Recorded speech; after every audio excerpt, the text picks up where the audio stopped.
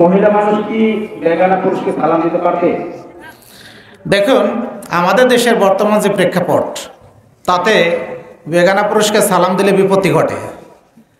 বেগানা বুঝতে পারছেন তো? যার সাথে বিবাহ বৈধ, সেই ধরনের কোনো পুরুষকে কোনো মহিলা তখনই সালাম দিতে পারবে যদি এর মধ্যে ফিতনার কোনো আশঙ্কা না থাকে।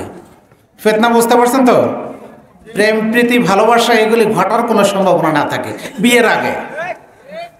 বুঝতে পারলেন? আর যদি নিজে ভালো থাকেন কোনো সমস্যা নেই, কোনো মনে যদি কোনো ধরনের কুমন্ত্রণা না আসে তাহলে সালাম দিতে পারেন, কোনো সমস্যা নেই, ছেলে মেয়ে উভয়ই। শুক্রিয়া। অনেক মহিলা বক্তার ওয়াজ শুনি যে আমাদের মডেল রাবিয়া বসরি, ঘটনা কি সত্য? মডেল রাবিয়া বসরি কেন হবে? আমাদের মডেল হচ্ছে খাদিজা, আয়েশা, উম্মাহাতুল মুমিনিনগণ, তারা হচ্ছেন আমাদের মডেল।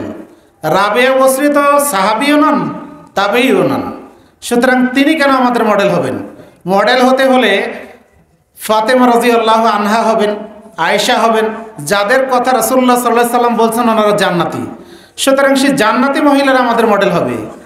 আর রাবিয়া বসরি জান্নাতি না জাহান্নামী এটা তো স্পষ্ট কেউ বলেনি, জানাও সম্ভব নয়, কারণ রাসূল তো তার অনেক আগে চলে গেছেন। সুতরাং রাবিয়া বসরি মডেল নয়, বরং খাদিজা আমাদের মডেল, আয়েশা রাদিয়াল্লাহু আনহা আমাদের মডেল, হাফসা আমাদের মডেল, এই ধরনের উম্মাহাতুল মুমিনিন যারা আছেন তারাই আমাদের মডেল। শুকরা। সালাতের শেষ বৈঠকে দরুদে ইব্রাহিম দুআয়ে মাসুরা তাশাহুদের সময় বলা হয়, কিন্তু শাহাদাত আঙ্গুল কখন নাড়াতে হয় আর কতবার নাড়াতে হয়?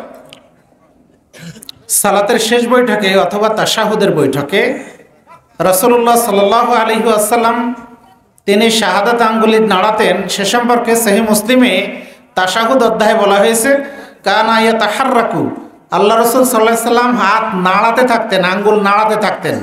এমনটা নয় যে শুধু আশহাদু আল্লা ইলাহা ইল্লাল্লাহ বলবে আর ঠাস করে একবার জাগাবে আবার নিচে করে ফেলবে, এটা নয়, হাদিস সহিহ নয়।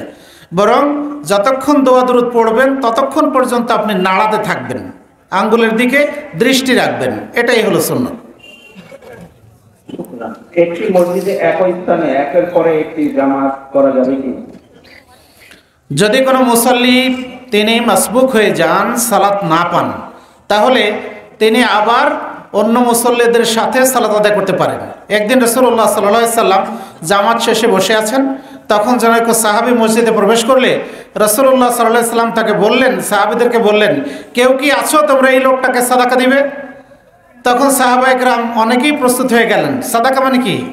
তার সাথে যদি সালাত আদায় করে তাহলে সে জামাতের নিকটে পেয়ে যাবে, ফলে এটা তার জন্য সাদাকা হবে। তখন সাহাবায়ে কেরাম তার সাথে সালাত আদায় করলেন। তাহলে বোঝা যায় এক মসজিদে একবার নয়, একাধিকবার সালাত আদায় করা সম্ভব, এবং সেটা জামাতে। ইকামতে উচ্চারণ করতে ভুলে সালাত হবে কি? দেখুন, আজান আর ইকামত এটা হচ্ছে সালাতের বাইরের সুন্নত, এটা সালাতের অন্তর্ভুক্ত সুন্নত নয়, বরং সালাত আদায় করার জন্য আজান দিতে হয়, সালাত আদায়ের জন্য ইকামত দিতে হয়, এটা হলো বাহিরের সুন্নত। এর কারণে সালাতে কোনো প্রভাব পড়বে না। রাসূলুল্লাহ সাল্লাল্লাহু আলাইহি ওয়াসাল্লাম সালাতের বর্ণনা দিতে গিয়ে তিনি বলছেন, তাকবীরুহা আত-তাহরিম ওয়া তাসলিমুহা আত-তাহলিল। তাকবীরে তাহরিমা বললে দুনিয়ার সব কাজ হারাম হয়ে যায়, আর যখন সালাম ফিরায় তখন সব কাজ হালাল হয়ে যায়, মানে যেগুলি বৈধ কাজ সেগুলি হালাল হয়। এর মাঝখানের যত রোকন আর কারণ, যত কাজকর্ম আছে এইগুলি হচ্ছে সালাত। এর বাইরে, এর আগে অথবা এর পরে এটা সালাত নয়, বরং সালাতের জন্য আনুষঙ্গিক বিষয়। সুতরাং এই কারণে যদি উচ্চারণগত কোনো ভুল হয়ে যায় তাহলে সালাতের কোনো ক্ষতি হবে না। একজন ভাই প্রশ্ন করেছিলেন, আমি জান্নাতে যেতে চাই, আমাকে কোন কোন আমল করতে হবে?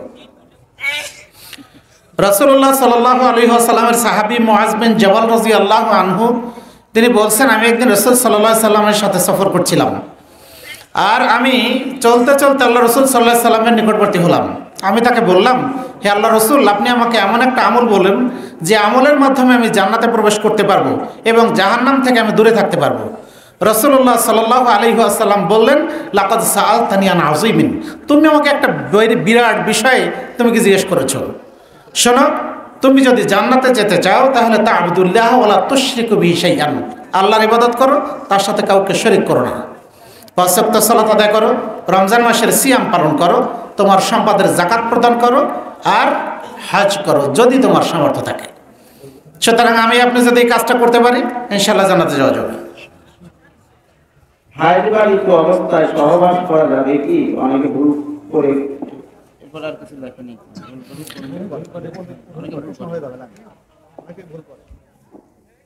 হাইজ অথবা নিফাস অবস্থায় অর্থাৎ ঋতুবতী অবস্থায় সহবাস করা এটা হারাম।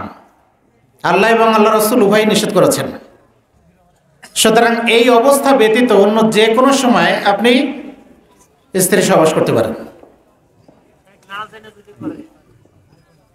না জেনে করলে আল্লাহ মাফ করে দেবেন, না জেনে করলে আল্লাহ মাফ করে দেবেন ইনশাআল্লাহ।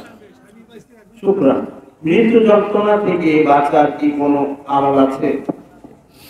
মৃত যন্ত্রণার থেকে বাঁচার তেমন কোনো আমল, সহি আমল পাওয়া যায় না, তবে আপনি আল্লাহর কাছে দোয়া করতে পারেন।